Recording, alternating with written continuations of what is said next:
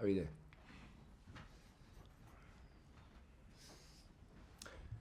Okay, good morning and thank you for joining us.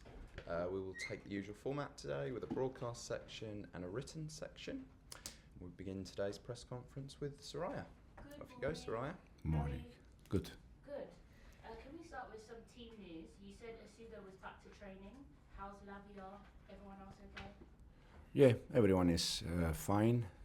Romeo still try to recover. Dario, he was okay. Start some session with us. Now he needs to slow down a little bit, so he will be out again. Hopefully nothing important, and the rest they are all fine. And you're going to protect Reece. We don't expect him to start after his. It's complicated. I would like to start him, but we need to do the right thing.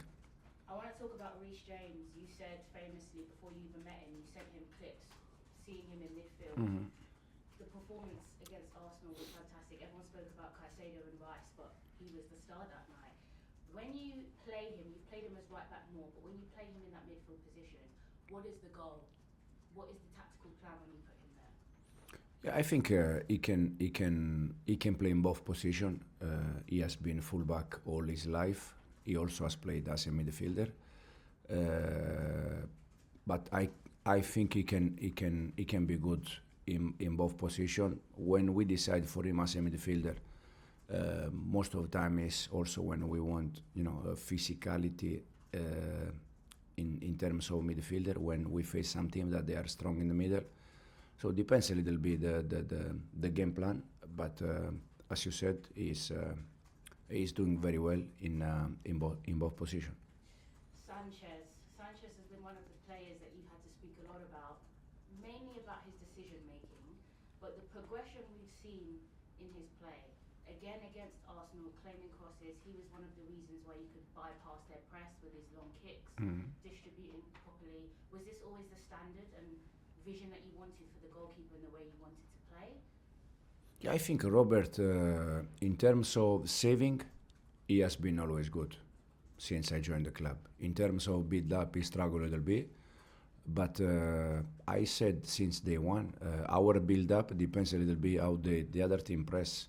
So sometimes we go long, sometimes we go short. I think Robert's game against Arsenal has been one of his best game also in build up, because we play also some goal kick short when we arrive in the other box. He played 4 or 5 balls between the line, one for Estevao, the other one for Malo. But sometimes we also need to go long.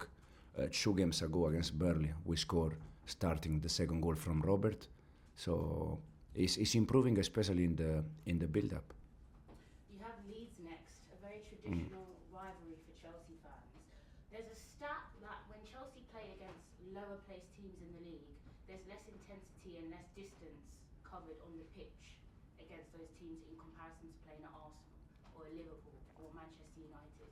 Is this done on purpose to maybe preserve legs and intensity of your players, or is this more game-to-game, game plan basis?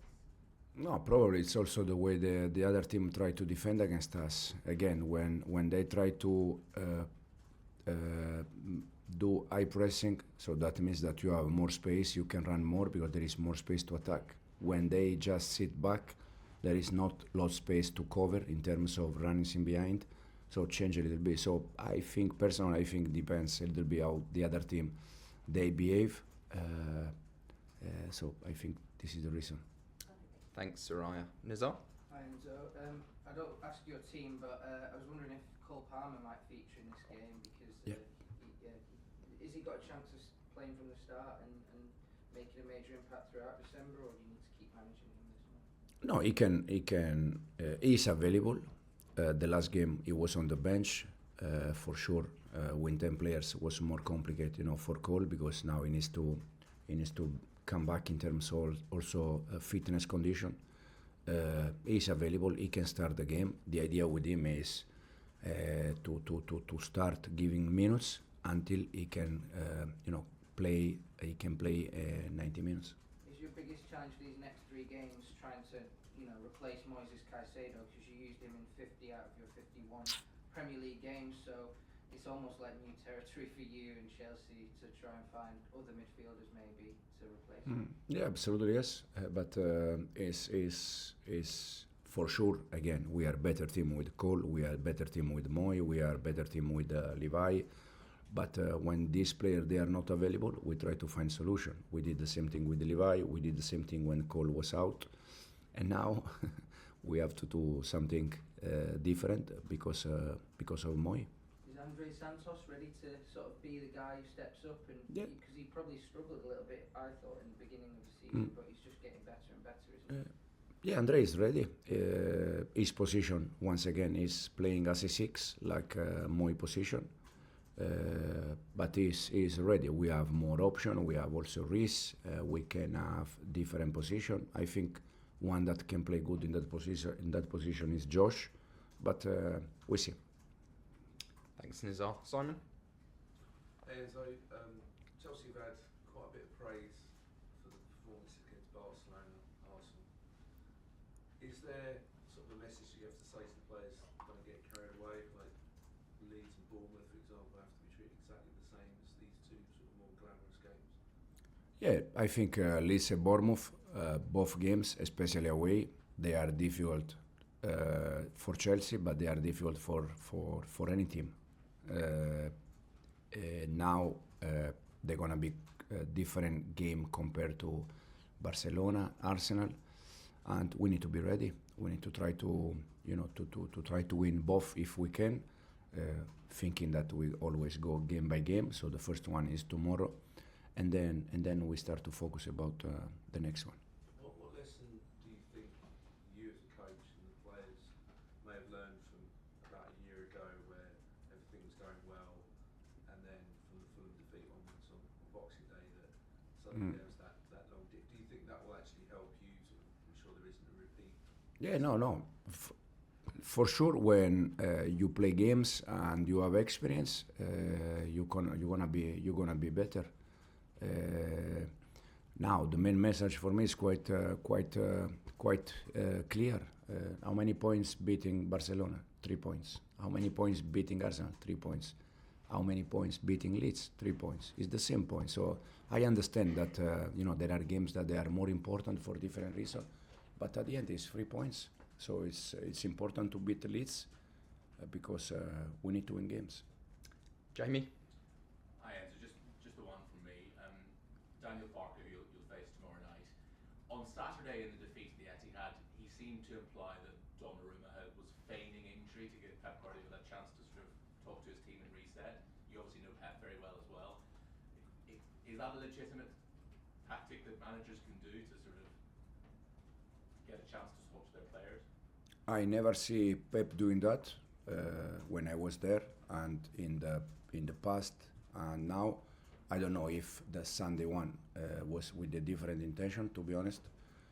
So I cannot say more things. The only thing I can say that the time I spent there, he never done this. Thanks, Jamie. Davido? I was actually at the Saturday game in City Leeds, and they were able to change from 4-2-3 to 3-5-2 at halftime, and coming back from down to 2-0 to 2-2. For what kind of Leeds are you preparing? This is a good question. I don't know. So Farke played more than 200 games with the Norwich, and he played just 16 or 17 games with back 5, and he play always back 4. With the Leeds, he play all games with back 4, unless second half against City, back 5. They were 2-0 down, 2-2, and they could danger there. So now, what do you think they do? I don't know. I don't know. They play so well in 3-5-2. That's why. So we try to prepare for both, and then when we see the lineup, we can organize. But is the main doubt for me in this moment if they're gonna be in one way or the other way? I don't know. Yeah. Second question is, you're talking a lot about improving the team Mhm. and how much that is important for you. I'm curious about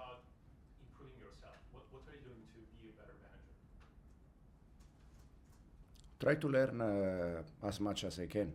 I always take, especially the game, a way to learn, because you prepare the game in one way, and then during the game you need to adjust. Half time you need to adjust. After the game, you review the game plan and you see things that, okay, this works well, this not. So next time, so I try always to try to learn, try to evolve, but especially I think in general manager is there to service players. So you need to help players, improving them as a player and as a team. So this is the main thing that I always try to be focused.